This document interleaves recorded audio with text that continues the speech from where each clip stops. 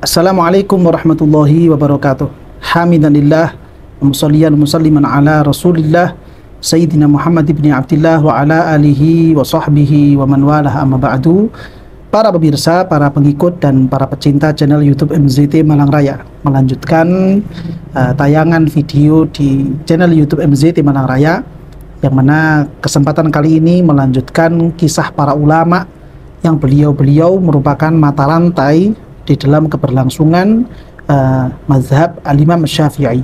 Siapa sajakah ulama-ulama yang memiliki peran besar di dalam rumusan-rumusan mazhab al-Imam Syafi'i, sehingga kemudian mazhab al-Imam Syafi'i ini bertahan sampai di masa-masa berikutnya. Yang mana pada kesempatan kali ini, sosok yang akan kita bahas, sosok yang akan kita baca bersama adalah biografi salah satu ulama ahli hadis yang beliau memiliki kontribusi besar di dalam rumusan-rumusan mazhab al-Imam Syafi'i. Beliau adalah sosok ulama yang dikenal dengan sebutan Al-Hafidh Al-Mizzi. Al-Hafidh Al-Mizzi ini merupakan salah satu ulama yang hidup satu zaman dengan al-Imam Taqiyuddin As-Subki. Beliau juga hidup satu zaman dengan Al-Hafidh Al-Zahabi. Beliau juga hidup satu zaman dengan Al-Imam Ibnu Sayyidin Nas. Beliau juga hidup satu zaman dengan Al-Imam Ibnu Daqiqil Aid. Dan di antara itu semuanya, dari kebesaran nama dan juga pengakuan ulama-ulama yang ada di sekeliling beliau tentang keilmuannya, terutama di dalam riwayat hadis, banyak pujian-pujian dan pengakuan-pengakuan dari para ulama yang muncul tentang sosok al-Imam Al-Hafidh Al-Mizzi. Di antaranya adalah pengakuan dari al-Imam Az-Zahabi. Beliau pernah menyatakan dalam salah satu ungkapan, "Ma ra'aitu ahadan ahfadha min arba'atin." Saya tidak pernah melihat seorang pun yang mereka itu cukup kuat di dalam hafalan hadisnya, sehingga riwayat hadis yang dimunculkan pun sangat valid sekali, sangat kuat sekali, memiliki kekuatan keotentikan yang sangat bisa dipertanggungjawabkan. Beliau kemudian menyatakan di antara empat itu adalah yang pertama adalah al-Imam Taqiyuddin As-Subki, dan kemudian al-Imam Ibnu Daqiqil Aid, dan kemudian al-Imam Ibnu Sayyidin Nas, dan berikutnya adalah al-Imam Al-Hafidh Al-Mizzi. Demikian juga ulama-ulama yang lain, terlebih al-Imam Taqiyuddin As-Subki. Al-Imam Taqiyuddin As-Subki memberikan pujian yang luar biasa, memberikan rasa hormat yang sangat besar sekali terhadap sosok ulama yang biografinya akan kita baca pada kesempatan kali ini, yaitu Al-Hafidh Al-Mizzi. Yang mana beliau Al-Hafidh Al-Mizzi ini memiliki nama asli yaitu Yusuf. Beliau memiliki nama asli Yusuf dan memiliki orang tua, memiliki ayah yang bernama Abdurrahman. Dan kebetulan kakek beliau memiliki nama yang sama yaitu Yusuf. Sehingga kalau kita baca dengan lengkap nama beliau, beliau adalah Al-Imam Yusuf bin Abdurrahman bin Yusuf Al-Mizzi. Al-Hafidh Yusuf bin Abdurrahman Al-Mizzi ini merupakan ulama kelahiran tahun 654 Hijriah, yang mana beliau di tahun 654 itu lahir di sebuah pinggiran desa dari kota Halab, yang mana kota Halab ini sendiri merupakan salah satu kota yang ada di daerah Syria. Kemudian beliau tumbuh besar di sana, belajar di Halab itu, di tempat di mana beliau dilahirkan, hingga kemudian di masa-masa balik beliau kemudian berpindah belajar di daerah Damaskus. Hingga kemudian dari Damaskus beliau berpindah ke Mesir untuk menimba ilmu kepada para ulama-ulama ahlul hadis yang ada di daerah Mesir itu sendiri. Hingga kemudian beliau berkeliling dari satu negara ke negara yang lain. Hingga kemudian beliau itu memiliki sanad dari semua hadis yang ada di dunia Islam ini.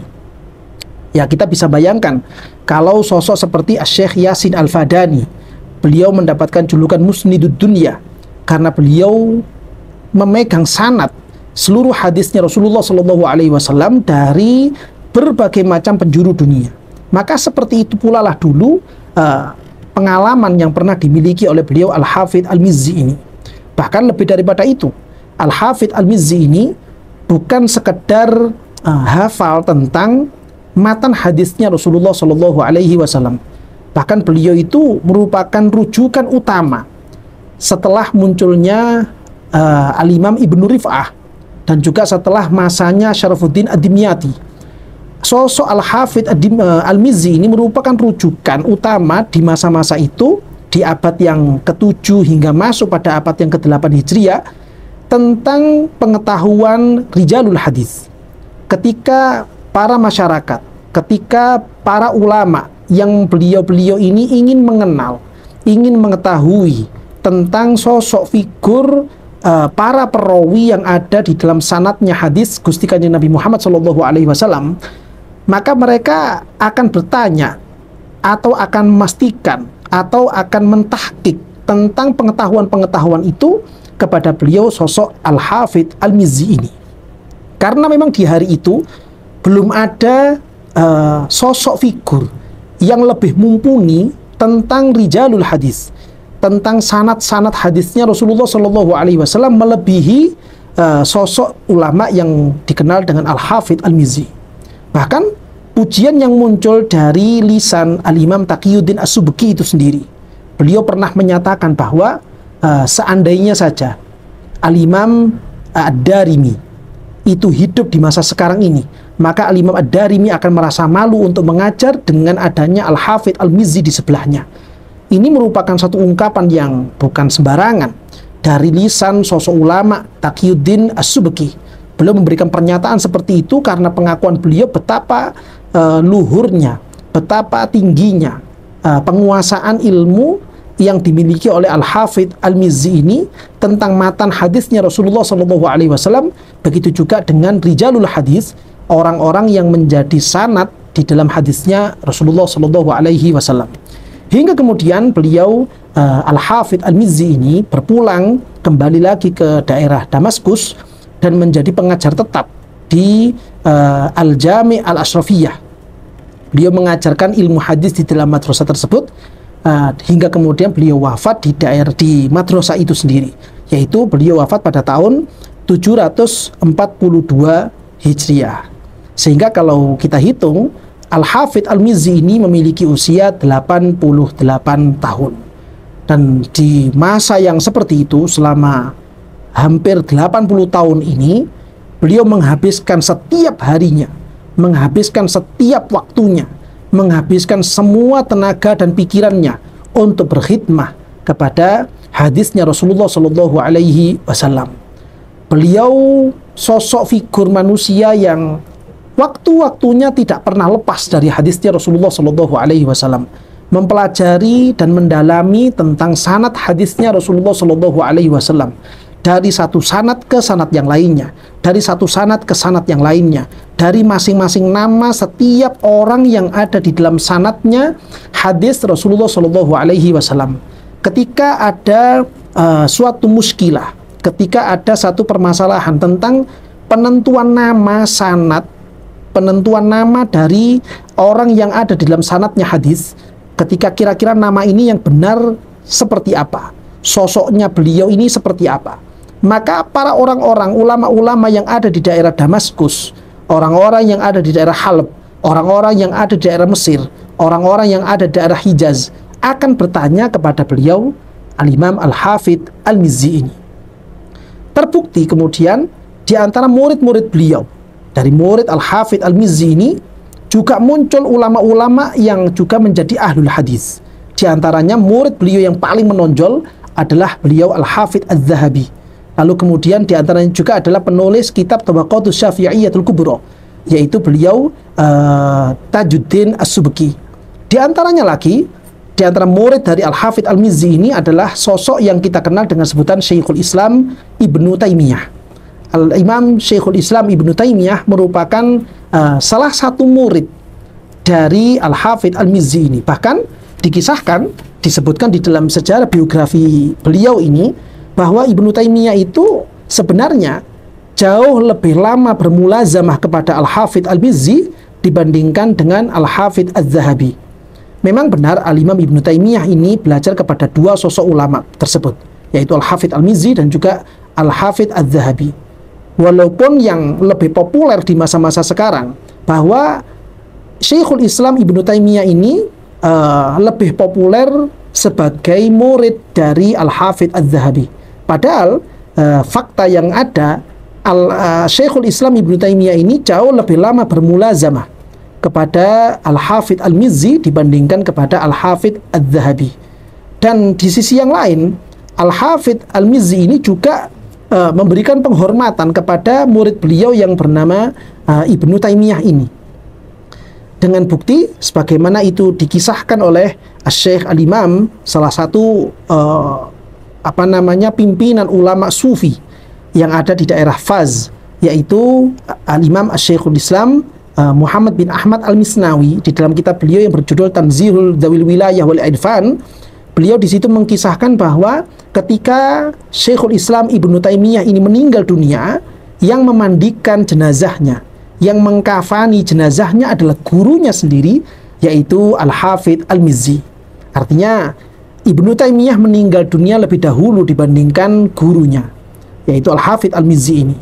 Ibnu Taimiyah ketika meninggal dunia, gurunya yang bernama Al-Hafidz Al-Mizzi ini bukan sekedar takziah kepada santrinya yang meninggal ini. Bahkan sebagai penghormatan terakhir, Al-Hafidz Al-Mizzi sempat memandikan jasad dari muridnya, bahkan juga mengkafani jasad dari muridnya yang bernama Ibnu Taimiyah. Artinya memang sosok Ibnu Taimiyah ini memiliki kedudukan di dalam hati beliau dengan kedudukan yang tinggi, yang lumayan tinggi, walaupun di dalam permasalahan-permasalahan keilmuan, permasalahan-permasalahan tentang pengetahuan, ada beberapa hal yang tidak sesuai antara beliau berdua, antara Al-Hafidz Al-Mizzi dengan pandangan-pandangannya Syekhul Islam Ibnu Taimiyah. Ada beberapa hal yang memang tidak cocok antara guru dengan muridnya. Namun walaupun begitu, Al-Hafidz Al-Mizzi ini tetap memberikan hormat kepada Ibnu Taimiyah, karena Ibnu Taimiyah merupakan salah satu murid beliau yang memiliki semangat luar biasa, memiliki himmah yang sangat tinggi sekali di dalam khidmah kepada syariatnya Rasulullah SAW. Nah, ini yang kemudian menjadi salah satu akhlak yang dicontohkan oleh beliau Al-Hafidz Al-Mizzi. Di antara murid-murid yang kemudian mendapatkan kedudukan khusus di dalam hati Al-Hafidz Al-Mizzi ini adalah penulis kitab Tabaqatus Syafi'iyatul Kubra, yaitu Al-Imam Tajuddin As-Subki. Al-Imam Tajuddin As-Subki merupakan salah satu murid yang sangat istimewa sekali di hati Al-Hafidz Al-Mizzi.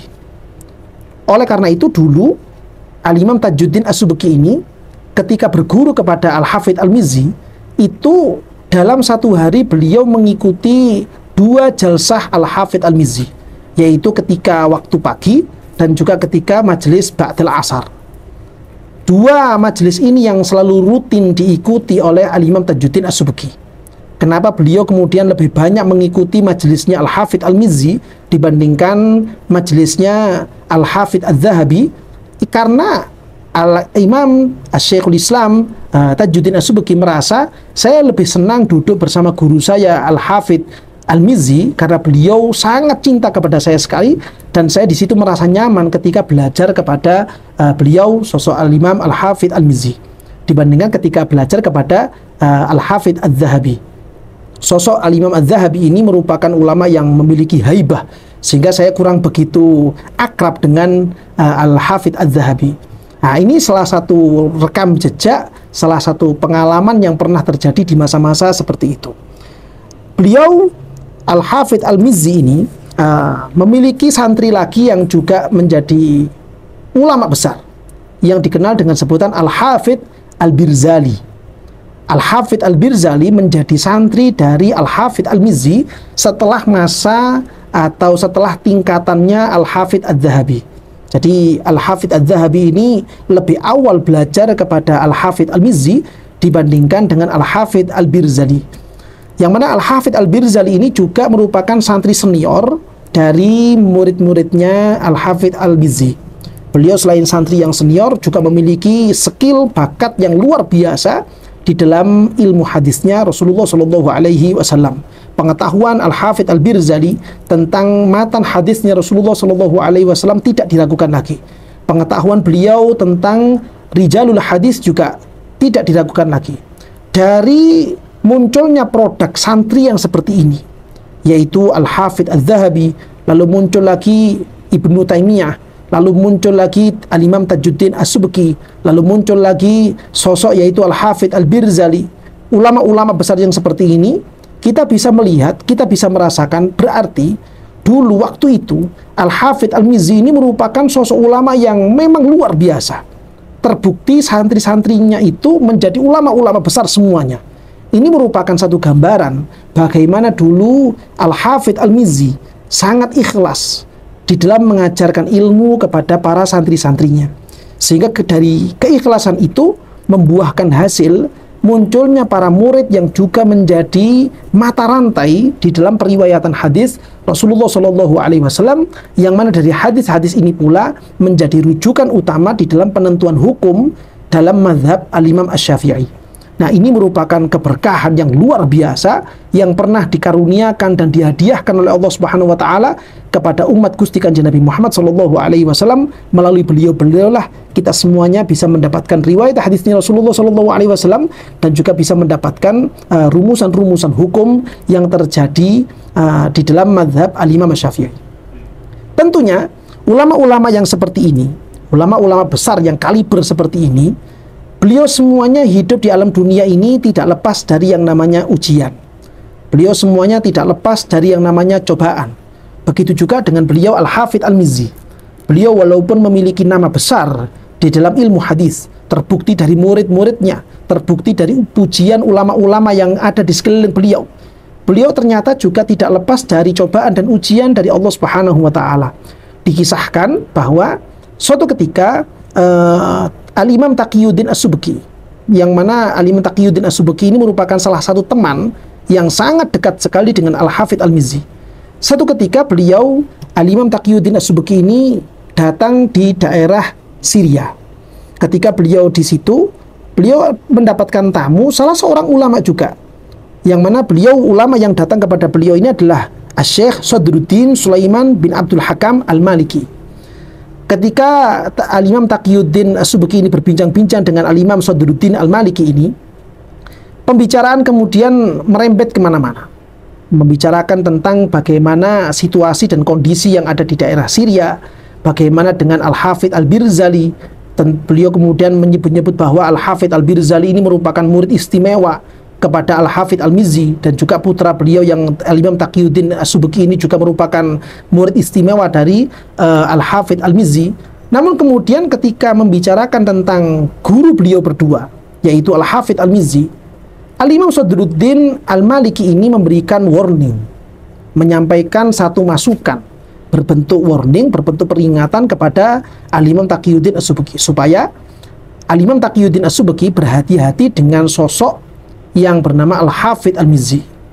Karena menurut pandangan Al-Imam Sadruddin, bahwa Al-Hafidz Al-Mizzi ini walaupun beliau itu secara lisan, walaupun beliau itu secara tulisan di dalam kitab-kitab yang beliau gubah menyatakan bahwa dirinya adalah Asy'ariyul madhab, namun kemudian di dalam pemikirannya sehari-hari, di dalam keputusan-keputusannya, di dalam pemahaman-pemahamannya, menurut Al-Imam Sadruddin Al-Maliki, beliau tidak mencerminkan, tidak menggambarkan bahwa dirinya adalah seorang Asy'ariyul madhab.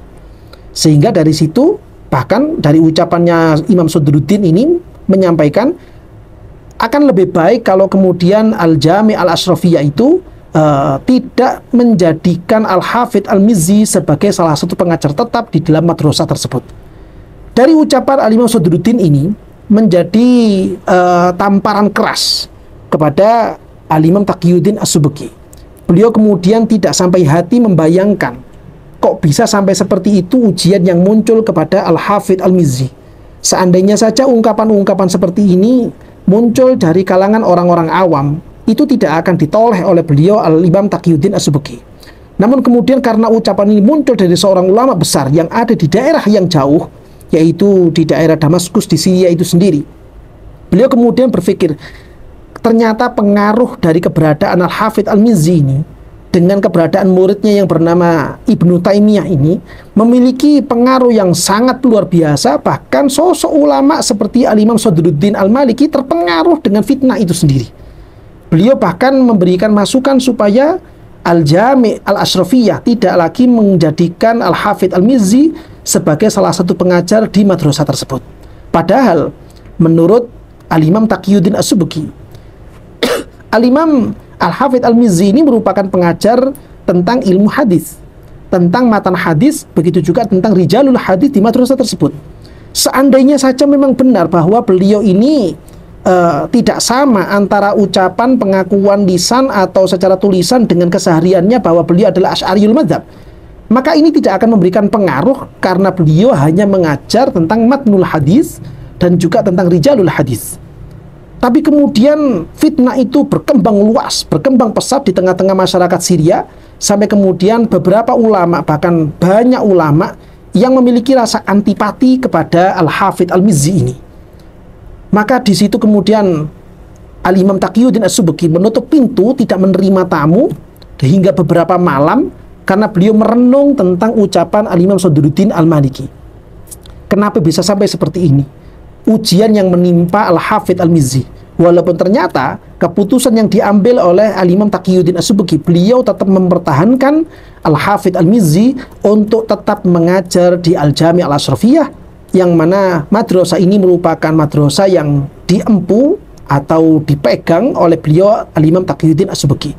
Karena Al-Imam Taqiyuddin As-Subki tahu persis seperti apa keseharian, seperti apa pemikiran, seperti apa ucapan-ucapan yang terlontar dari Al-Hafidh Al-Mizzi. Dan ini terbukti hingga kemudian Al-Hafidh Al-Mizzi meninggal dunia di madrasah tersebut, di Darul Hadis, di Al-Jami' Ashrafiyah itu, dalam keadaan mengajarkan hadisnya Rasulullah SAW pada tahun 742 Hijriah. Dari situ merupakan gambaran bagi kita semuanya. Seberapapun ulama-ulama itu memiliki kedudukan yang tinggi, maka beliau-beliau semuanya tidak pernah lepas dari ujian hidup, ujian yang ada di alam dunia ini. Entah jalurnya dari sisi yang mana, tapi ini semuanya merupakan kehidupan alam dunia yang memang alam dunia ini merupakan darul bala, tempat ujian dari Allah Subhanahu wa Ta'ala. Nanti akan menerima hasilnya ketika kita semuanya telah berpulang ke alam akhirat, dan disitulah baru kita akan tahu seperti apa Allah Subhanahu wa Ta'ala memberikan balasan kepada hamba-hambanya, terutama seperti beliau Al-Hafidh Al-Mizzi yang memiliki jasa besar tentang periwayatan hadis Rasulullah SAW, begitu juga menjaga tentang keotentikan rijalul hadis dalam setiap sanad-sanad yang ada. Mudah-mudahan dari kisah beliau Al-Hafidh Al-Mizzi ini kita bisa memetik pelajaran-pelajaran besar dari kehidupan beliau, supaya kita bisa mencontoh bagaimana akhlak, bagaimana kesabaran, bagaimana kesungguhan, bagaimana semangat, bagaimana ketawaduan dari ulama-ulama terdahulu, sehingga kehidupan kita bisa terwarnai dengan keberkahan-keberkahan dari para guru-guru kita semuanya, dari ulama-ulama terdahulu, wabil khusus keberkahan dari kekasih kita, junjungan kita, idola kita, Gusti Kanjeng Nabi Muhammad SAW. Amin ya rabbal alamin.